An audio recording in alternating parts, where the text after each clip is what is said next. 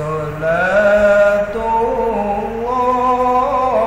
salamullah ala Toha Rasulillah. Salatullah salamullah ala Yasin Habibillah.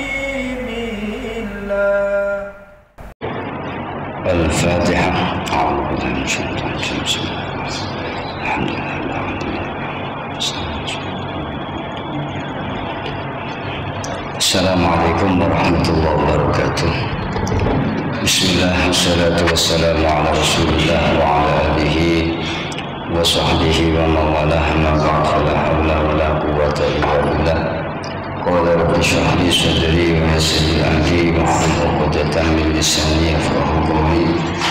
Rabbi anfa'na bima 'allamtana wa 'allimna ma yanfa'una wa dhakkirna ma nasina warzuqna 'ilman yanfa'una.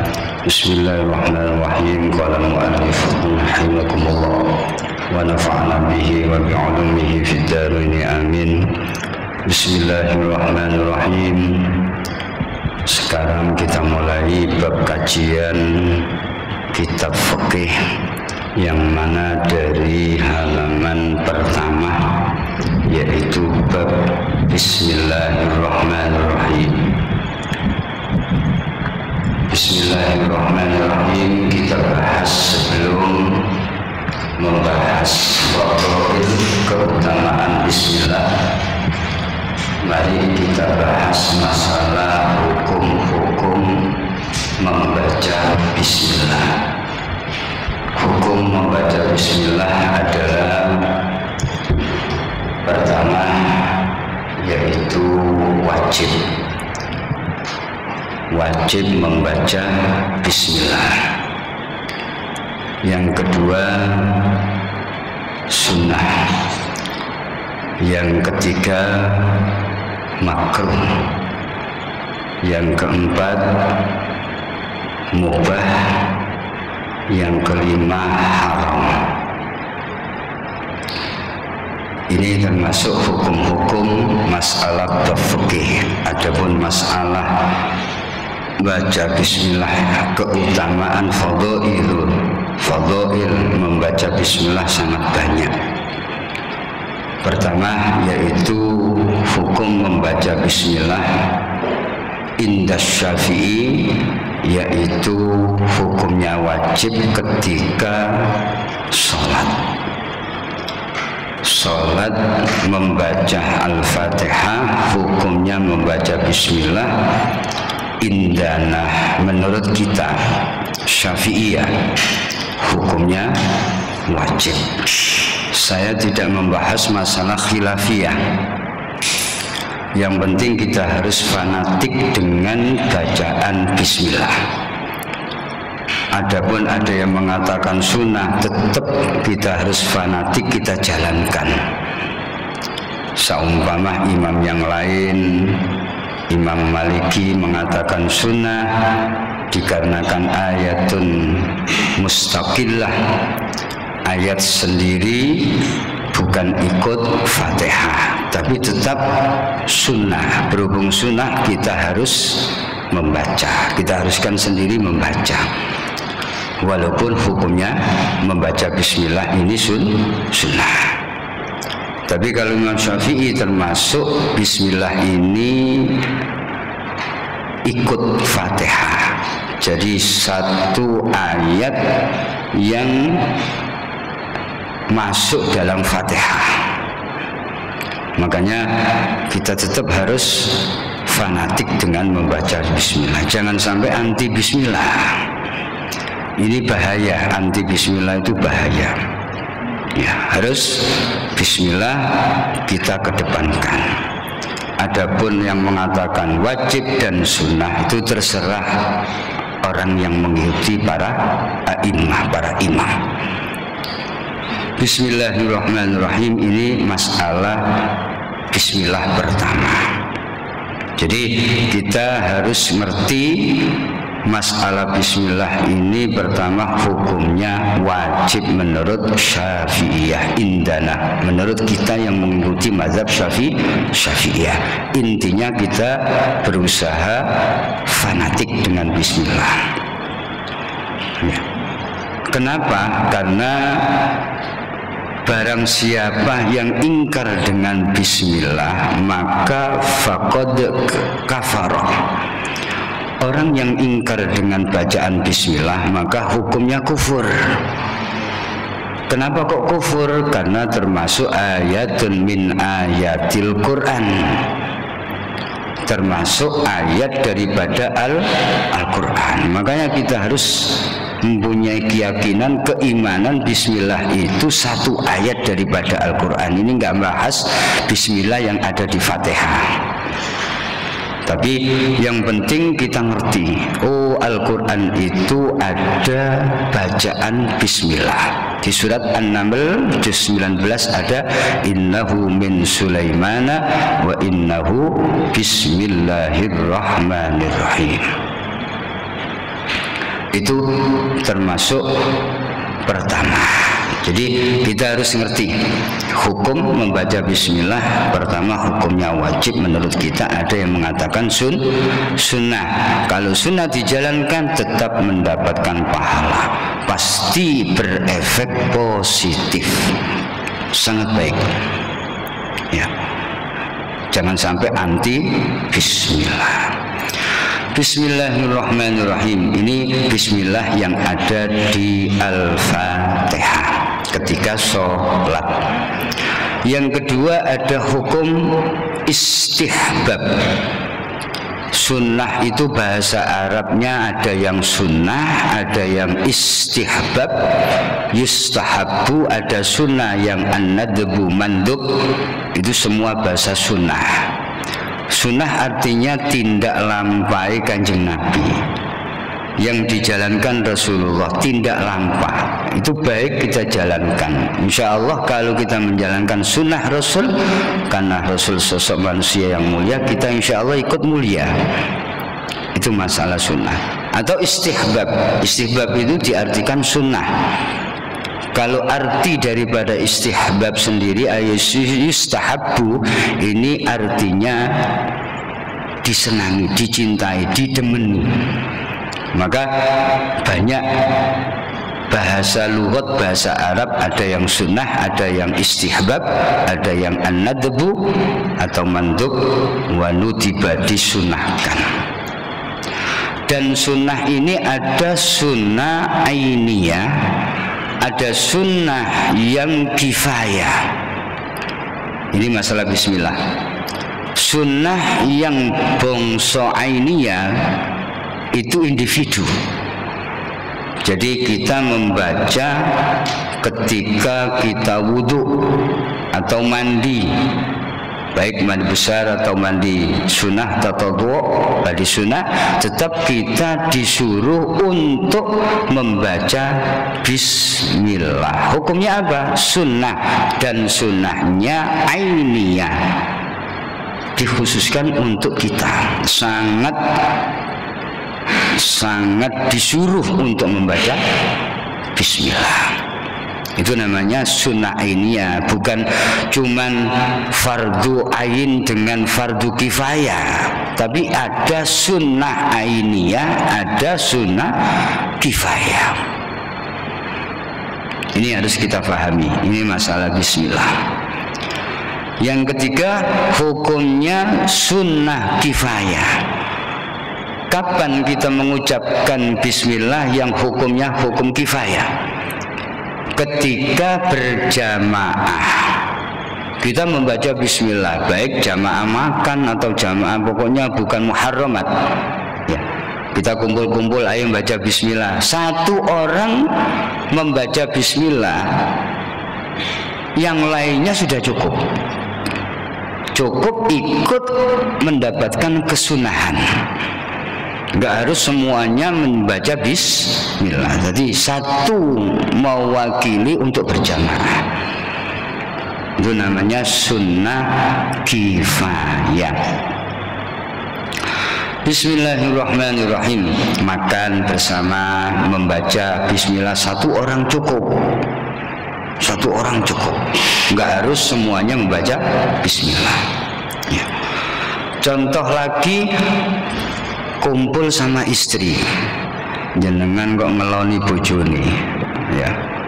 Itu sudah cukup satu orang membaca bismillah, yang satunya sudah terwakili. Ojo dijak, Dik, ayo maca bismillah bareng, ojo ngono. Ya sampean tok cukup. Untuk bojone tok sing eling maca bismillah. Nah, sudah cukup karena kedua orang ini sudah cukup salah satu membaca bismillah itu terwakili. Itu namanya sunnah yang bentuknya bukan ainiyah tapi kifayah, mencukupi. Makan, kumpul, ngumpuli bojone, ya. Tapi ya sunnahnya lagi, kalau menurut fikih sunnahnya jangan keras-keras. Ojo, ayo maca bismillah, bismillahirrahmanirrahim, ojo ngono. Ya wis kena-kena alon-alon. Bahkan tidak sunnah untuk bertalafut, untuk mengucapkan yang keras. Jadi mek umi tok ae bismillah. Jaga ketoroin nemen. Jaga ketoroin nemen. Ya. Kapan waktu membaca bismillah? Ketika ngumpuli istrinya, ya, ngeloni bojone kapan? Ojo waktu pas ngelbokno, ojo. Sadurunge iku, sadurunge. Engko nek wis kadung menjero. Nah nek waktu menjero ya apa ya wis diwaca nang ati ae. Bismillahi awwalahu wa akhirahu. Padha mek mangan kok. Sampai ngeloni bojone kok lali tidak membaca, lupa tidak membaca bismillah, ya nggak apa-apa, tapi bacalah seperti makan, bismillahi awwalahu wa akhirahu, sama dengan makan, sama, dan masih disunahkan. Bismillahirrahmanirrahim. Ini masalah bismillah, sunnah setelah wajib, hukumnya sunnah. Bismillahirrahmanirrahim. Yang ketiga, hukumnya makruh. Nah, makruh ini ada makruh lizzatihi, ada makruh yang tidak lizzatihi. Ya. Makruh lizzatihi itu adalah memang barangnya sudah makruh. Waktu kita memakai barang yang sudah dimakruhkan, membaca bismillah juga makruh, karena barangnya sudah hukumnya makruh. Contoh makruh yang lizatihi, delok farjine bojone, ya. Sampeyan kepingin gak ndelok? Mulane gak ndelok yo gak seger aku jajak umpama. Sajane gak apik ndelok iku. Ya ndelok liyane tapi aja ikune. Tapi gak sehat aku nek gak ndelok iku ya gak apa-apa wis nyen. Aku gak greng, aku gak syahwat tau ya gak apa-apa. Sampeyan ndelok gak apa-apa, tapi makruh. Tapi ketika kita melihat farji istrinya sendiri, duduk wae tanggane lho ya, wae kancane kok makruh ya gak makruh iku. Jadi wae bojone dhewe iku hukume makruh, dan makruh ini lizatihi, memang kondisi barangnya ini sudah dimakruhkan oleh hukum. Maka ketika itu kita melihat farji istri, hukumnya makruh karena lizatihi. Ada yang makruh yang tidak lizatihi, dikarenakan li'aridin, karena kondisi baru datang kemakruhan. Jadi makruh ini dadak kayak teko, ya, kayak teko. Nah contohnya ya napa? Contohnya koyok saiki makan berambang itu kan sudah mujma' ya, itu makruh hukumnya. Kenapa kok makan berambang ini itu hukumnya makruh? Karena baunya nggak enak. Terus dikarenakan itu setelah makan terus makan berambang, ya, makan berambang itu kita kok membaca bismillah, ya ini termasuk hukumnya makruh. Makan berambang hukumnya makruh. Atau membaca bismillah ketika kita itu membersihkan barang-barang yang kotor. Ya, membersihkan barang yang kotor yang gak layak untuk dibacakan kalimah Allah, yang muhaqqarat, yang remeh menurut umum yang remeh. Contohnya kayak nyaponi telek, katanya nyaponi telek kok bismillah, nggak usah ya. Nyaponi sempak leleran opo ya, atau nyaponi kondom tau opo ya, iki jadi mau coba bismillah, coba bismillah. Itu cara hukum itu nggak baik. Nyaponi sing kayak ngono hukum itu membaca bismillah itu nggak baik. Jadi nggak usah baca bismillah. Ya sampai saduk ngono istipel ngono. Nah ini termasuk bacaan bismillah. Terus yang terakhir yaitu muharram, yang diharamkan. Membaca bismillah yang haram. Dan haram ini ada haram yang lizatihi, ada haram yang tidak lizatihi. Haram yang lizatihi memang barangnya sudah haram. Jadi barangnya sudah haram. Contoh zina. Sampean kate nang jarak wis ditutup endi ya. Wis pokoke nang endi lah wis pokoke sampean. Nanti? Ya wis pokoke sampean sing kenal-kenal iku. Aku sakjane rada kenal tapi kate ngomong gak enak. Jadi haram li zatihi zina. Zina kok sebelum zina kita membaca bismillah, ayo dek cek barokah dek ya Allah. Ya haram bahasa cek barokah. Dia anak ya gak barokah belas sama karena zina. Jadi ini nggak boleh, haram hukumnya kalau barangnya li zatihi, zatnya itu memang diharamkan oleh syariat.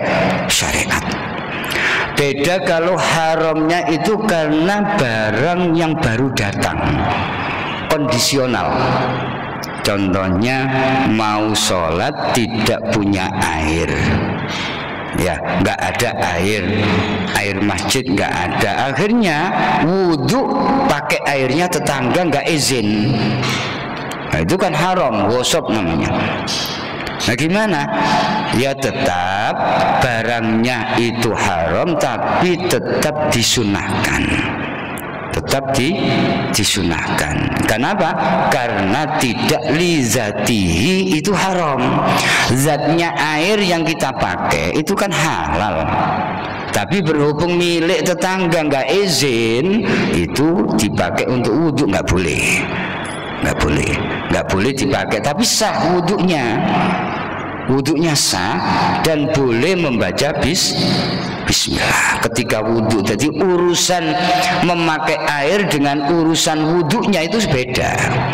Nah urusan wudhu tetap membaca bismillah walaupun airnya air haram. Tapi nek nyolong gak digawe lapo-lapo yo haram.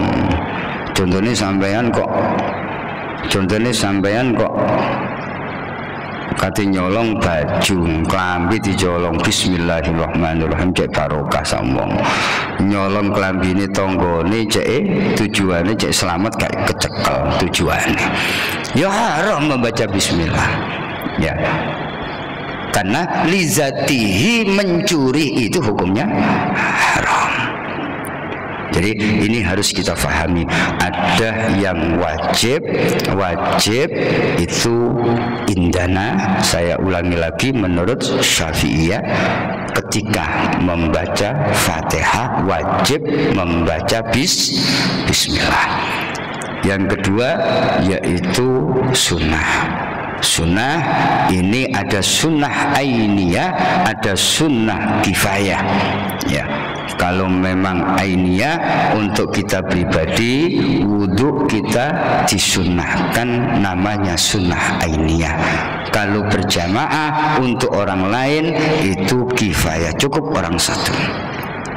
Yang ketiga adalah makruh. Ada makruh yang lizatihi, ada yang makruh yang tidak lizatihi. Ada yang mengatakan haram, dan yang terakhir hukumnya mubah. Jadi hukumnya membaca bismillah, ada yang terakhir ini tambahan ya, ini tambahan, itu mubah. Kapan hukum membaca bismillah mubah? Ketika la syarafa. La syarafa, tidak ada kemuliaan bagi barang itu.